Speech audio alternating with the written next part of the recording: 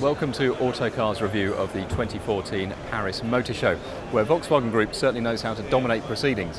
Not only did the group unveil a Volkswagen with a Ducati motorbike engine and a new Lamborghini Grand Tourer, more on both later, it also unveiled the Audi TT Sportback you see behind me.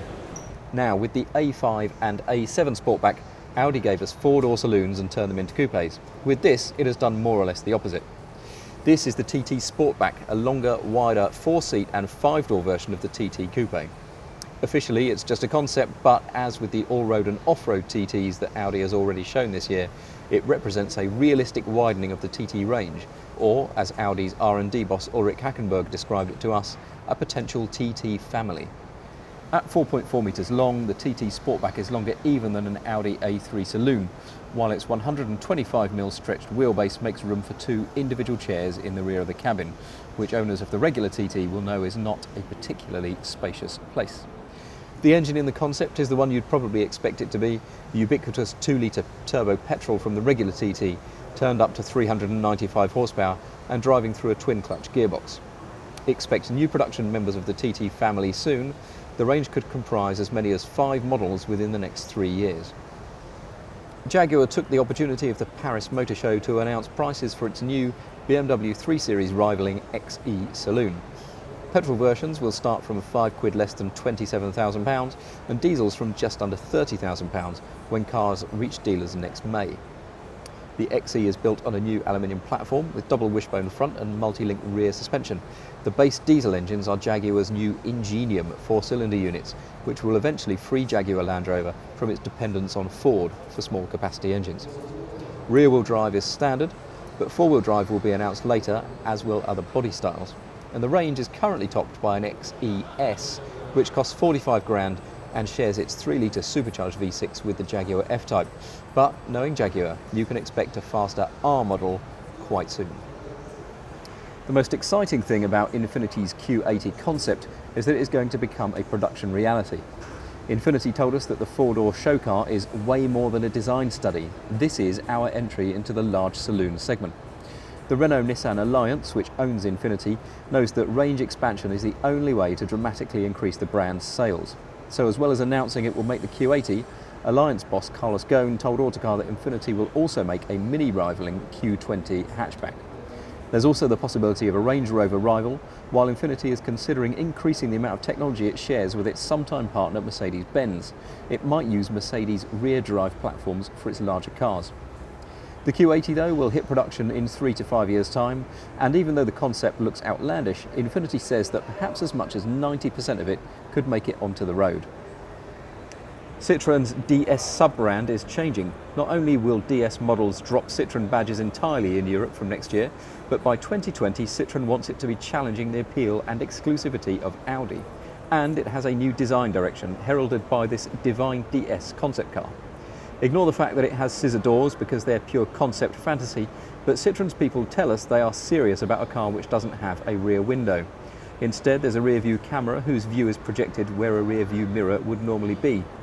The Divine DS isn't meant to point to a specific new model.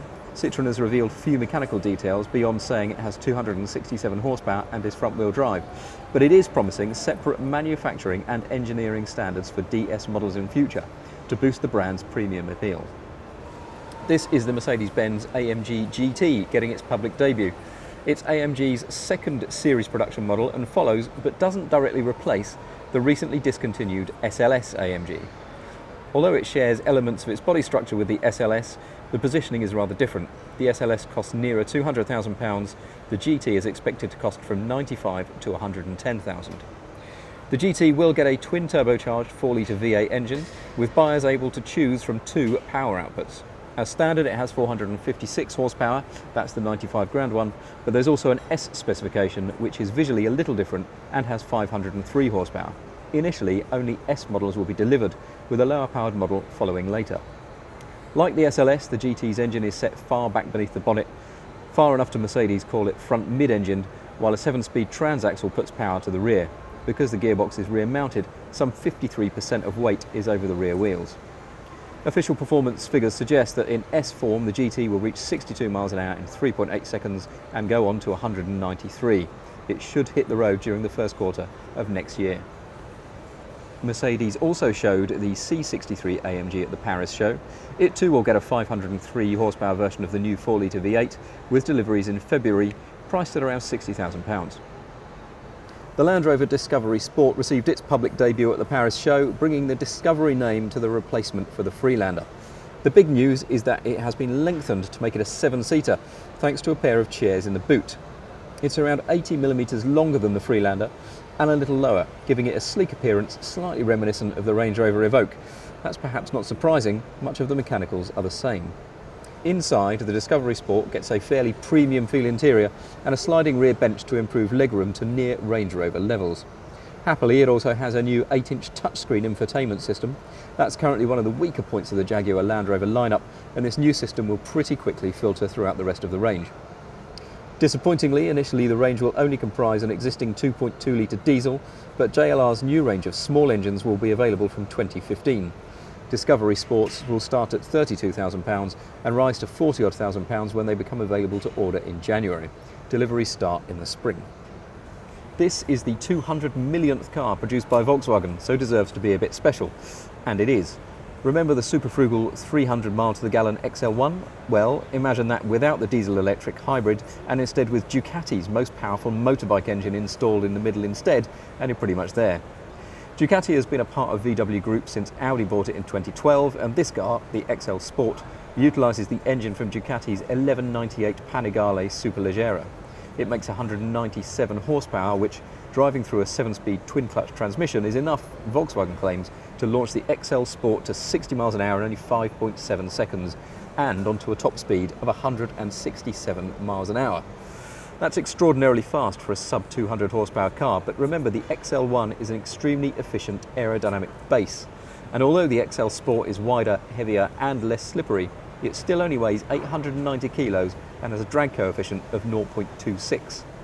There's no word on production, but given Volkswagen was persuaded to make 250 XL1s, there is a precedent. This is the new MX5, the 4th generation of Mazda's perennially popular roadster. It'll arrive next July with a brand new rear-wheel drive chassis and 2 new petrol engines, both using Mazda's SkyActiv technology. Much about the MX5 ethos remains the same though. It's still a strict 2-seat, lightweight, small convertible majoring on entertainment. And not only is it shorter than the current MX5, Mazda admits to weight savings of around 100 kilos, which should mean base models weigh little more than a tonne. Mazda describes the new model as returning to the original aims of the first generation car, so fun should be high on the agenda. However, it also admits that in some markets buyers won't accept less power than now, so the 1.5 and 2-litre petrol engines are likely to make 140 and 180 horsepower respectively. Despite the weight loss, the interior has received a serious hike in perceived quality, while weight distribution is claimed to be near perfect 50-50 front to rear. Initially, the MX5 will come as a soft top only, but we expect a version with a folding hardtop, which accounts for 80% of sales now, to become available later. Prices should start from only a little over £20,000. Lamborghini calls the Asterion a technology demonstrator, and it's not a bad way to demonstrate a petrol-electric hybrid powertrain that is developed in-house and makes 900 horsepower. Rather than focusing on handling, the Asterion, according to Lamborghini boss Stefan Winkelmann, careful to avoid drawing comparisons with the LaFerrari Porsche 918 and McLaren P1, has been conceived more for comfortable daily luxury than for ultimate track performance. It can drive on electric power alone for up to 31 miles.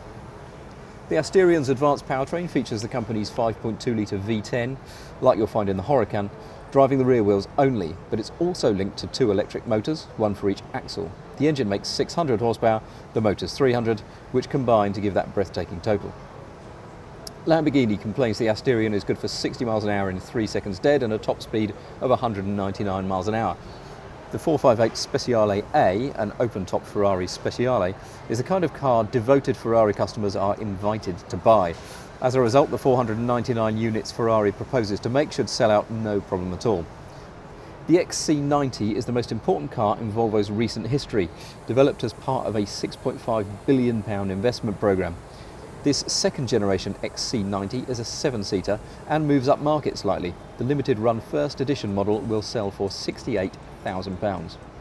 This is the Peugeot Quartz, described by Peugeot as having the body of an SUV with the cabin of a saloon.